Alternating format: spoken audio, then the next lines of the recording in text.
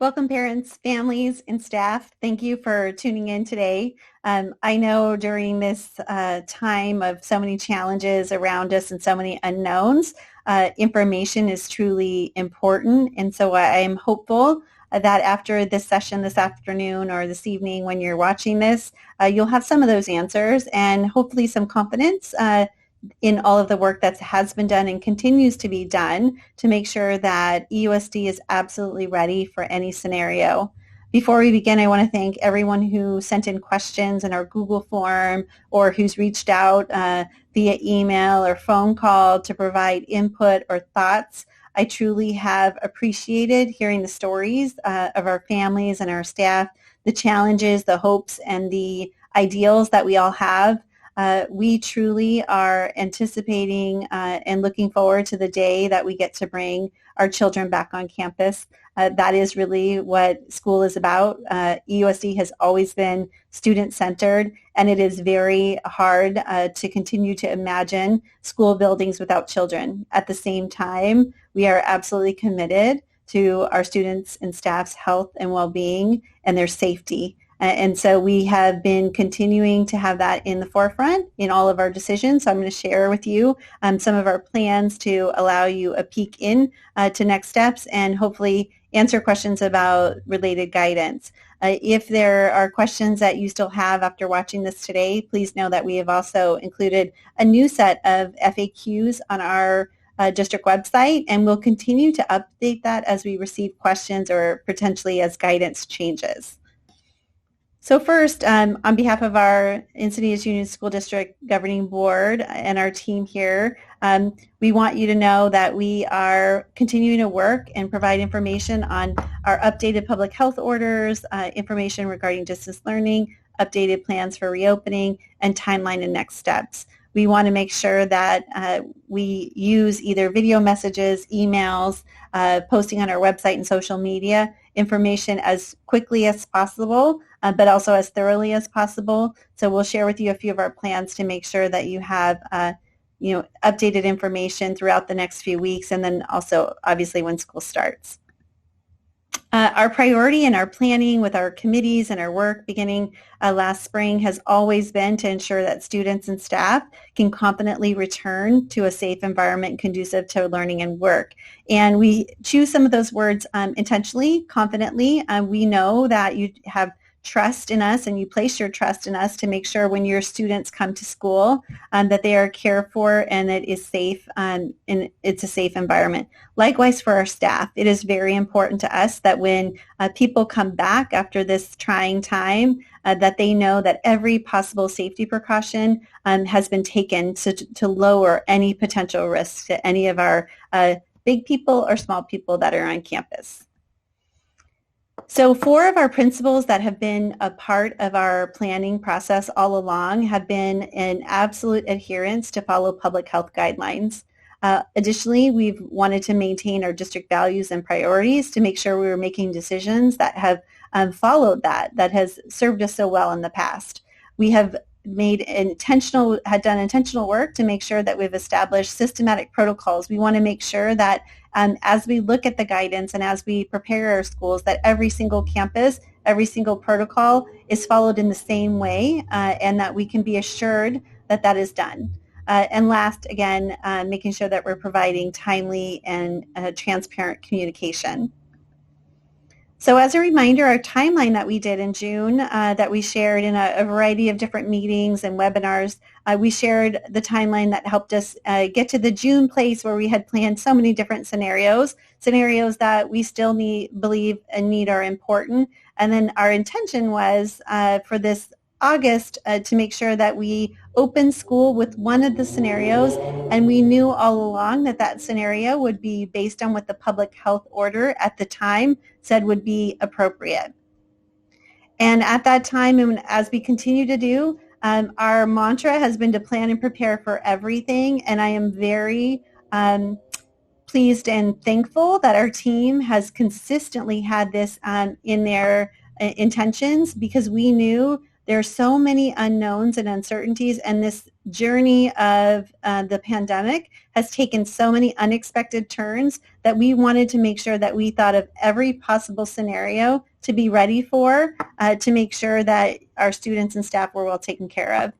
So as a reminder, when we proposed in June from our various planning committees, there were 3 different learning models: a distance learning model that would be just specifically for remote learning, and then the second one would be a hybrid, where either because of social distancing or because of wanting to limit the number of people on campus that we would have, or a full return to school, which would include having all students come back, obviously with intensive safety precautions through all of the guidelines that have been presented. We have planned and prepared for all 3 of these models. We recognize that any one of these could become important as we move through the school year. And when we look at our current time right now and we think about the context of San Diego County and Encinitas, when we look at where we left in June to where we are now, the rising number of cases and the rising number of cases around us within the county have caused great concern. And of course, I have certainly heard from a number of you over the summer as these numbers began to rise, and then also as you began to look at what it could mean for the future of school opening. And we have watched these numbers and listened to the concerns of our community. And as we were waiting for making a determination about school, you're probably aware that originally we had determined that we would make a decision and have that for you next week, which would have been the end of July was our anticipated date. We knew that was important to make sure we had all the possible health data available before we were making a decision, and that we had been continuing to consult with public health, which has been our process all along. And then on Friday, July 17th, the governor made an announcement that he would actually establish specific criteria, so that it was no longer specific individual school districts making decisions, but rather that they would have specific criteria and triggers to when they could open or not, but that obviously learning should continue. So just to make sure everyone's aware of what happened for us in terms of impacting our opening and moving towards distance learning to open, all schools and counties on the state monitoring list may not open to in-person instruction. There are some specific criteria as to when a school could open to in-person instruction. It would need to be off the county list for 14 consecutive days.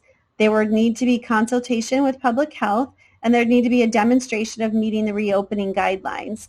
There is also a footnoted waiver exception, and I know in many of the questions that I received both via email and on the Google form had to do with the waiver, so I'm going to make sure I cover that today.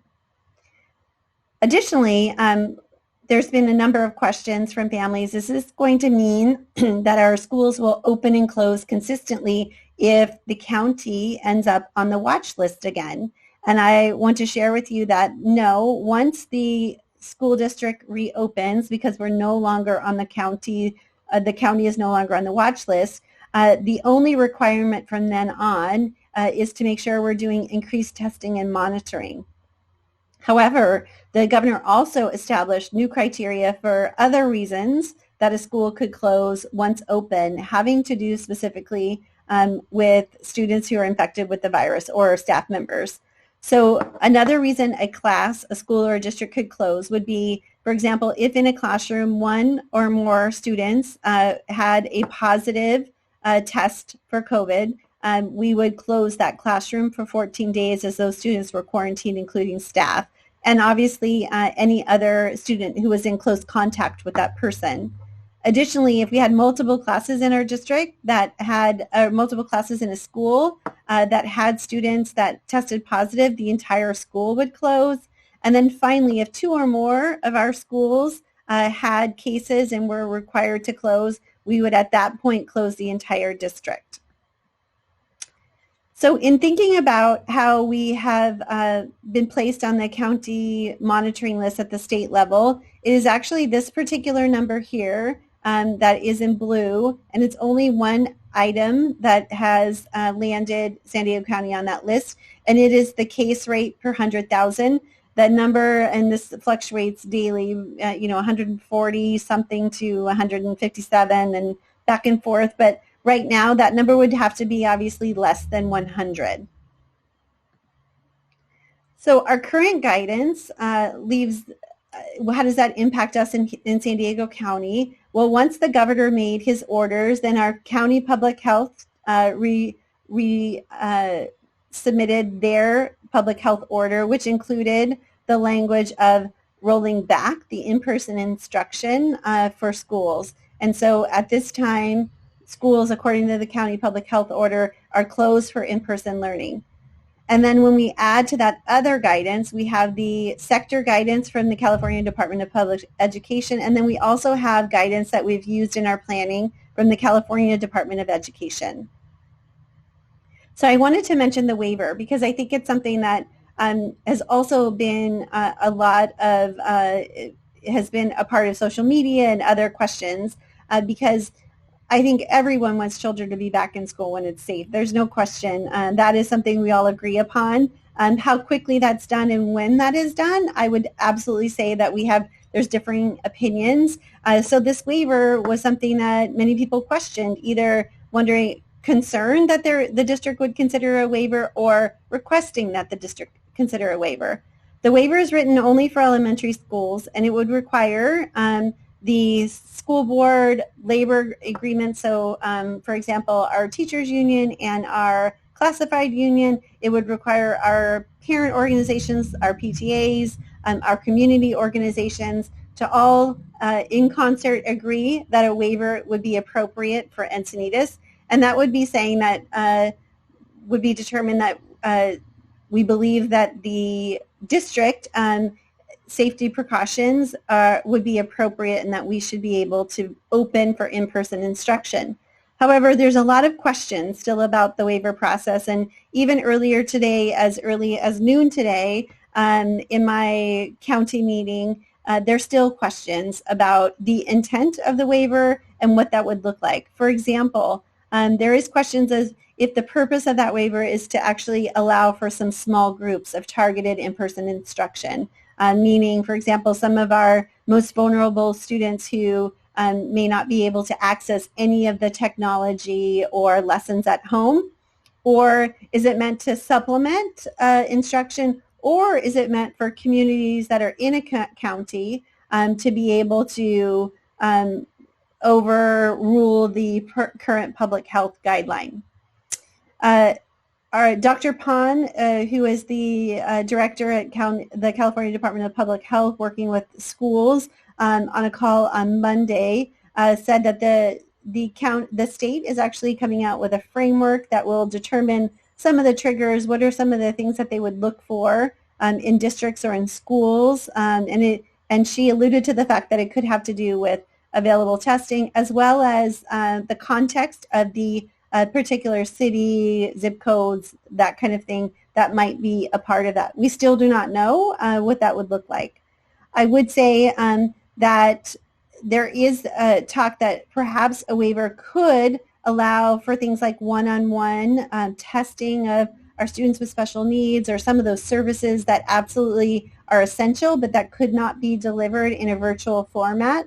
And that is certainly something that would be of concern and interest to us because we do recognize that we do have some students with a lot of safety precautions that could be put in place for individual or small group that could truly benefit, and we feel like we could mitigate the risk in a way that would allow that to happen. That would be something that we would consider.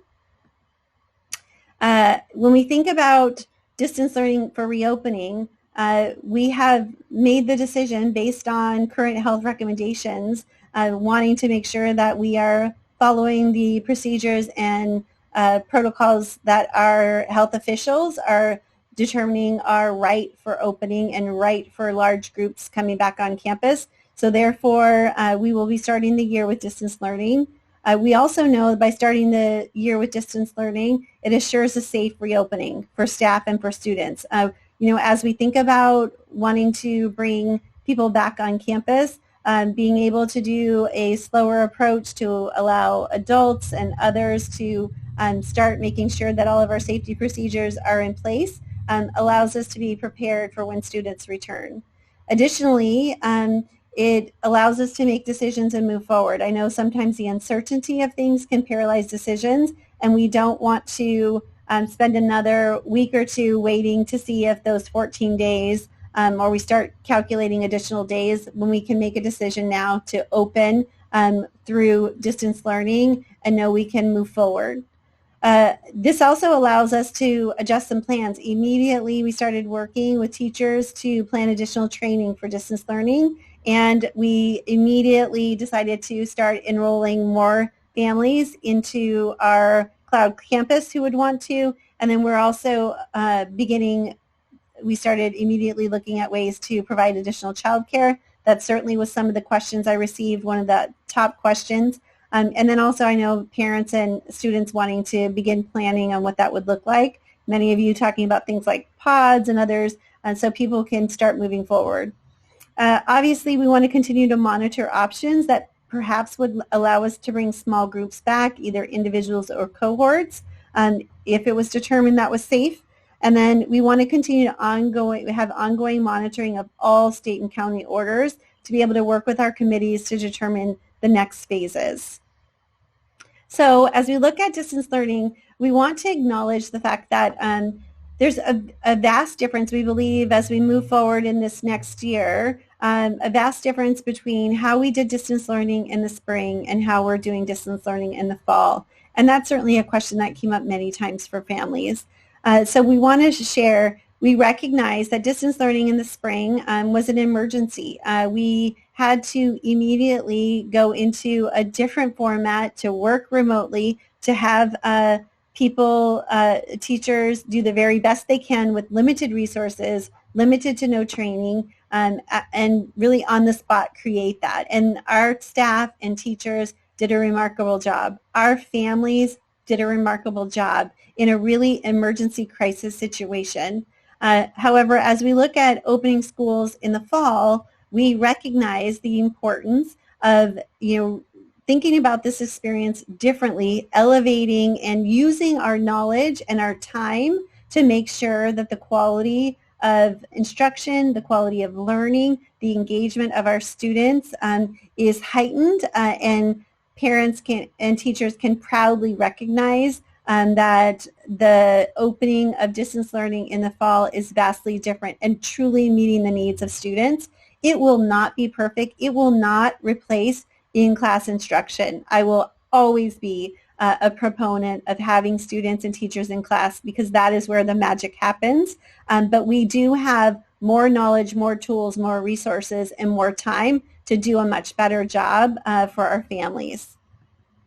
So let's start with one of the most important pieces is to immediately begin looking at training for our teachers. We have already determined our teachers will do 2 additional days, come in early before the year starts for 2 additional days to do in-depth training. We are partnering with a national presenter and author and expert on blended learning and online learning. We have established modules that every single teacher in our district will go through because we recognize, and our teachers have asked, they know the skills that they went into distance learning with, and they knew that skills that they wanted and that maybe they needed more information on, and we also wanted it to be consistent. It was important to us to find a presenter and a trainer that was embedded in research, in practice, and then also met the kind of inquiry-based approach that we believe is so important to student learning.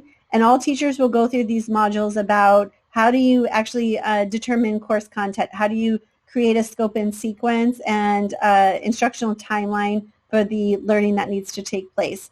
A big concern and question for our teachers has been how do you build a class community in a virtual setting as we start the year in a virtual setting, and there's a module for that. Teaching in an online format. I know many of our questions and parents were worried that, I want to see instruction. How does instruction take place? Whether it's a video of instruction or live instruction, what does instruction look like best in an online format? Another important piece is a part of the training is differentiating in distance learning. How do you meet the needs of learners who might be struggling? We know that there could be learning loss because of closures. How do we make sure we're accelerating students who may be working at a different pace? Increasing the cognitive presence of students is an important one. Many parents shared at different times that either their work was too hard, too little, or maybe was more independent practice. And we want to make sure that the online teaching and learning that's taking place is really challenging, and not challenging so it's too hard, rather challenging thinking and critical thinking so that students are using high levels of thinking skills, not just in remote practice materials.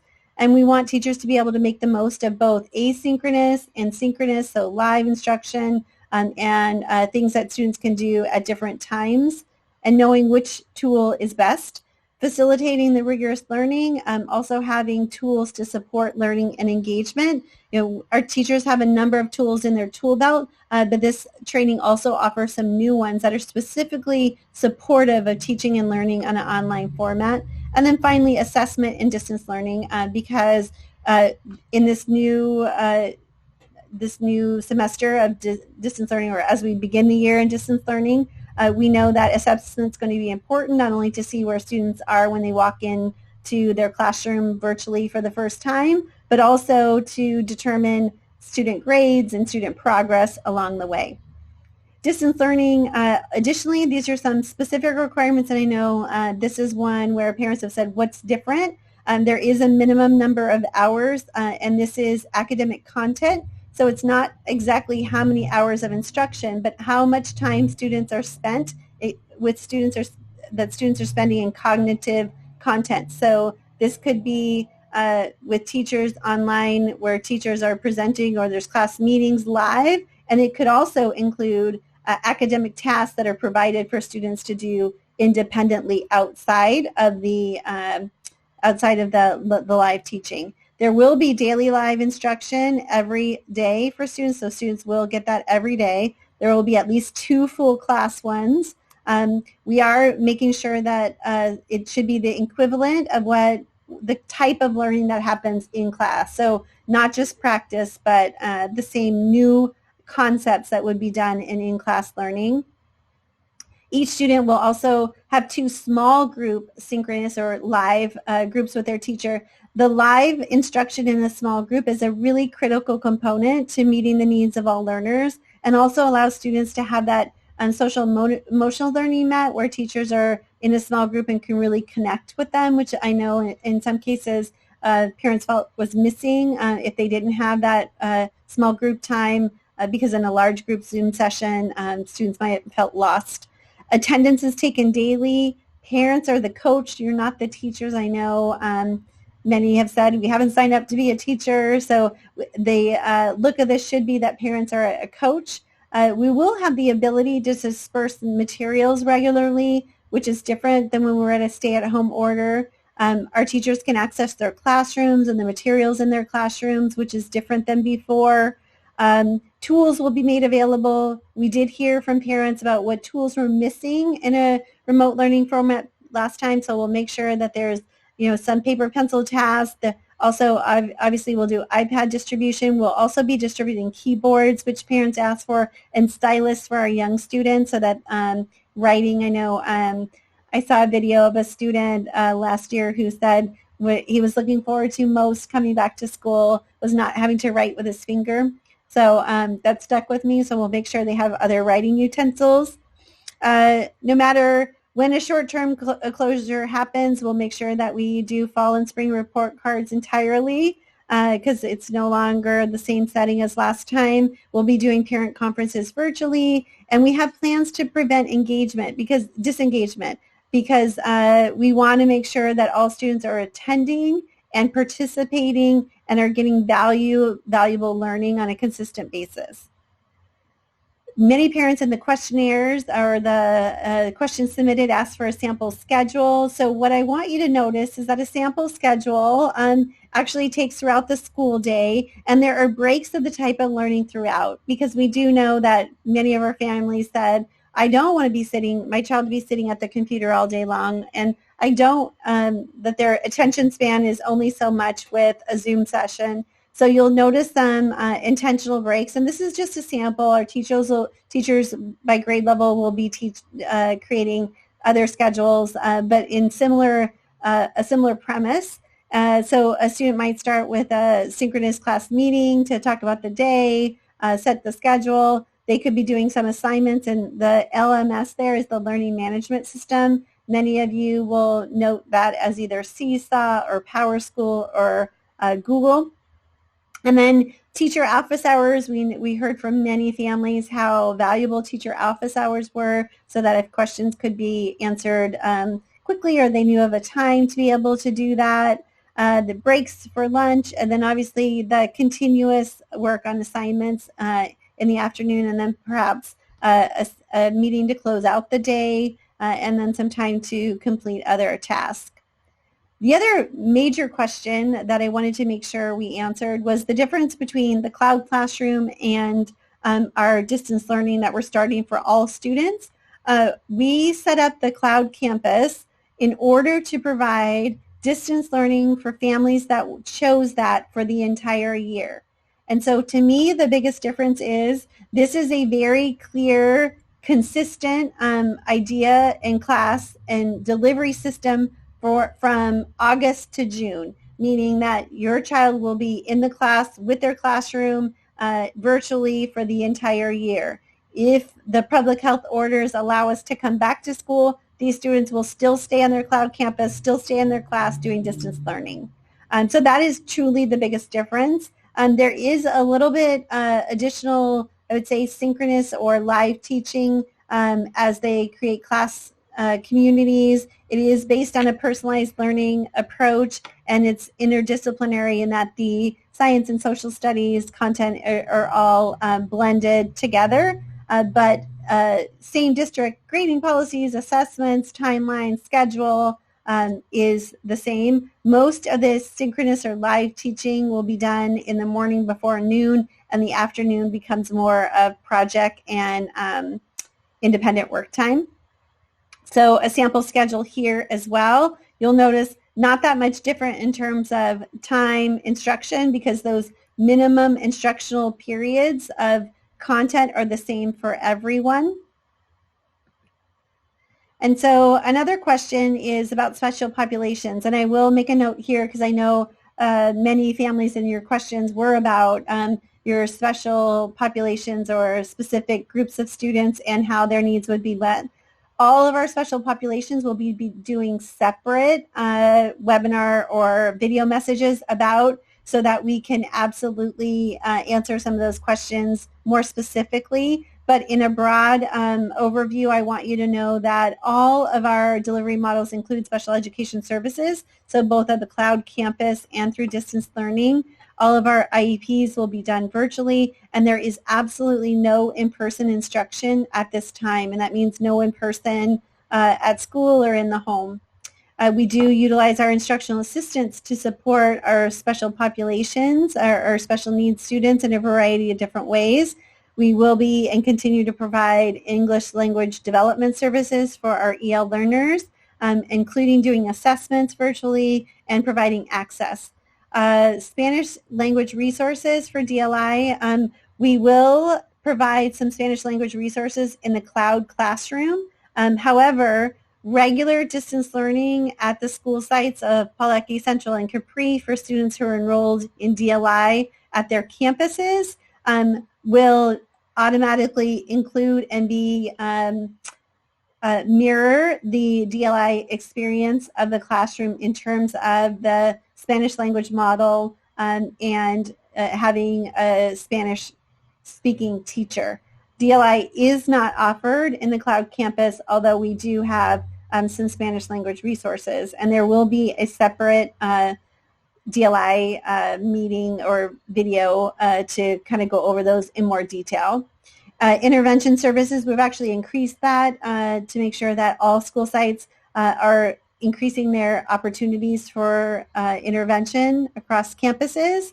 And then last year, our mentor program was extremely successful. We had at least 300 students that were paired with a mentor who was a daily support to them to help complete assignments or add motivation or be an adult role model. And that's one of the ways we utilized all of our employees that maybe were not directly, their positions were not directly needed at the time for distance learning. And we want to make sure every one of our employees has a valuable role, no matter whether we're in person with students or distance.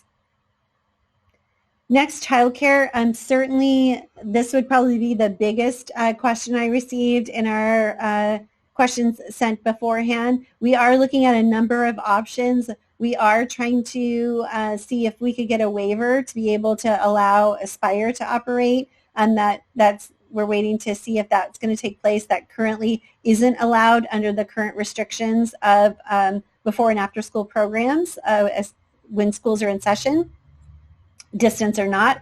But we have already worked to coordinate with YMCA and Boys and Girls Club. We do know that we'll at least have 2 sites, but we're working on multiple sites to be able to do that. There will be priority for essential workers. And obviously, another question that I had is how come you can have childcare in a site? For example, we have YMCA camp right now at Mission Estancia. How can you have a childcare or day camp but not have school? Childcare is run under different sets of reopening guidance, and so do day camps. And so they are allowed to have a ratio of 12-1. They're allowed to have adults on campus directly servicing and having all of those kids stay with that one adult. But there is not the ability to do in-person instruction, and there is not the ability for schools to do that in the same way. Just a few updates. We did a very deep dive into all of our plans and protocols for infectious disease, our physical distancing and operations, the learning models which we've talked about, our social emotional well-being, and childcare previously in our June, and those are still updated on our website if you want to go back to past webinars. But I wanted to give the updates of things that have changed, either because of the governor's orders or because of new information that we've received.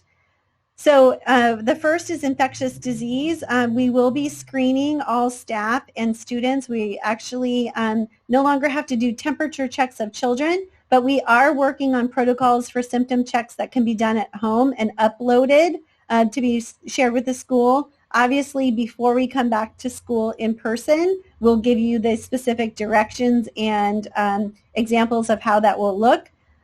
Additionally, currently all of our employees are temperature checked every day, and all of our work will be to make sure we avoid all individuals, adults and children, coming to work if they're ill or they have symptoms.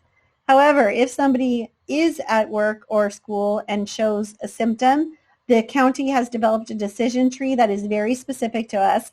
If there is a symptom that's not related to a documented ailment, they're automatically sent home. We do have isolation tents that we have purchased so that there is an outdoor area for students who might have, or a staff who might have a symptom. If they have a symptom that is related to COVID, whether it's COVID or not, they're sent home to be tested, and they can return when they have had no symptoms and they have a negative test. If they don't get a test, they have to self-isolate and return in 10 days if they have no symptoms. Additionally, there's new guidance on masks. The new guidance suggests that masks are encouraged K2 and that they're mandated for grades 3 to 12. Encinitas Union School District will require masks for all students, K6. It is very important to us that we take every precaution to mitigate risks for students and staff, and we do know masks can help.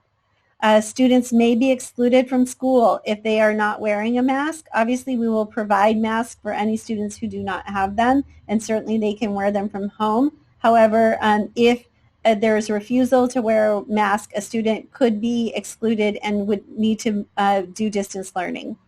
And then we recognize that there could be medical exemptions, and specifically it is mentioned in the guidance, a student who is not physically able to remove their own mask would have an exemption.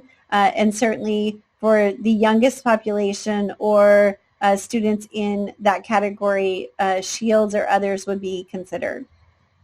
We do have new guidance on testing for bi-monthly testing of employees, surveillance testing, and contact tracing. In my meeting earlier today, I was told that public health is working on what that would look like for schools because that is new territory for them to be able to prioritize that. And that will be an important part anytime we do start to bring students back, that there is protocols in place for testing and tracing. Physical distancing, it is no longer required to have the 6 feet, but it is requested when possible. And when you can't do 6 feet, and based on our context with our class size and our facilities, that isn't always possible. We'd have to make sure we're including other precautions. And obviously one of those examples would be the wearing of masks. Teachers, though, always must be 6 feet from students and 6 feet from other adults. When not possible, we'll continue to take other precautions. Obviously, we are encouraging the use of outdoor space for learning. We have purchased a number of tents per school site to be able to support outdoor learning, and there can be no visitors or volunteers on campuses when we return. Just some other updates to make sure you're aware. We have really organized and purchased and received personalized protective equipment for students, for staff, and we have, as I mentioned, the allotment of outdoor tents. We have purchased FM systems for teachers so that they could teach outside, portable for each one. We have replaced our regular filters with hospital-grade filters because we know air ventilation is very important. We do have sinks in all of our classrooms, and we have added touchless hand sanitizers in all classrooms. We have installed plexiglass in our places where we have the largest maybe public access or where people are coming to an individual's desk, like in the front office. And then we have purchased small group dividers to support teachers where they're maybe in a reading group and students are side by side next to each other. It is not recommended at this time for other dividers because the current we would be allowed to have students within 6 feet, and when people have asked about that, that is an extra precaution, but it's not required at this time. Playgrounds, we've created group markers and plans to make sure students are playing in cohort groups, so everything we'll be doing is to lower the number of contacts or mixing of students, and our playground plans allow for that. We've increased our cleaning schedules, and we've worked with our personnel to make sure that we have, after each cohort group uses restrooms, a minimum hourly disinfecting of restrooms, every single classroom in high touch points. We've added personnel as needed. We've are repurposing or reusing some of our employees in different positions to make sure we have adequate support for that. And then we have worked with our substitute consortium to make sure any substitute teachers not only have had training on COVID and COVID-related symptoms, but also that they have training on our learning management systems so that they can continue instruction in class in any capacity needed immediately. Our district has a reopening plan, and as our principals come back online coming up, they'll be doing their site plans. Those will, before we open to students, will actually be posted on our website, and we'll make sure we share the link with parents and families.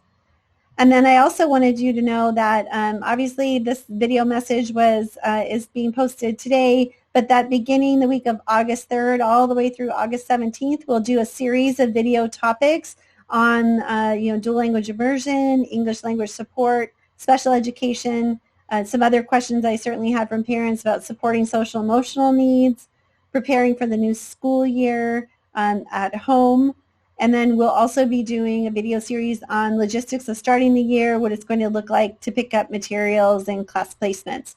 With class placements, I know that is probably one of the other top questions I've received is how early could we receive our teacher notification? Because we want to work with other families in our class to be able to support one another in some way. We have a lot of shifts to do in our classes as we allow the additional enrollment of people into the cloud classroom. We then move those students into their cloud classroom campus, and then we need to do some reshuffling of our classes to make sure we can balance classes, and then we also have to make shifts in staffing so that we can staff our cloud campus teachers, and then we can look at each school site. So I do know that our principals recognize the sooner parents received teacher placements, the better. And so we'll continue to work on that. But please know you've been heard that that would be helpful and important. So that's all I have. If you have follow-up questions, please know you can send them on the Google form that's there. Please check the FAQs that we've sent out because we recognize that we want to continue to provide additional answers. And I've tried to take all of the questions that were on the forms already sent and either included that here or continuing to add that to our Google form or the FAQs that have been sent out. Hopefully this is helpful. I know this is long. Our next video series, those will be shorter because they'll be targeted, but I know the more information right now you have, the better. Take care of your families. Once again, we really appreciate the tremendous support that we receive from our families and our staff. And although this journey will be a challenging one as we start the year, I can't imagine a better group, a better community to be working alongside because we can make this the very best that it can be. And I'm confident that that's exactly what will happen. Thank you so much.